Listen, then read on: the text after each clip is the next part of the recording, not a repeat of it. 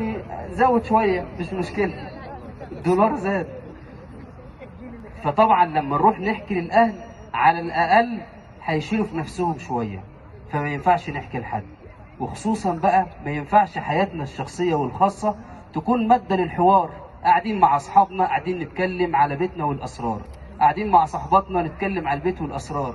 ما في حاجات كتير جدا نتكلم عنها، زي مثلا الاهلي والزمالك. الاهلي فاز على الزمالك نتكلم، الزمالك اتغلب من الاهلي نتكلم، مفيش مشكله. تمام.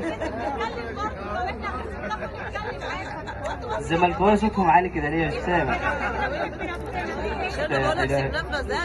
بس بصراحه اكتر ناس عندهم انتماء في الدنيا الزمالك. يعني بقالهم 20 سنه بيتغلبوا وما زالوا. يعني خلي بالك، انا عاوزك في حياتك الزوجيه تبقى زملكاوي.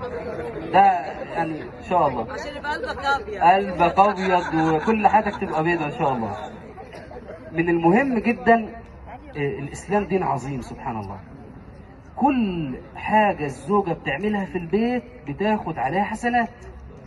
تجهز الاكل تاخد اجر الاطعام، تنظف البيت تاخد اجر النظافة ورعاية البيت. كل ما تعمل حاجة تاخد ايه؟ تاخد ايه؟ حسنات كتير. والزوج كل ما الليم يصرفه في البيت له ايه؟ صدقة.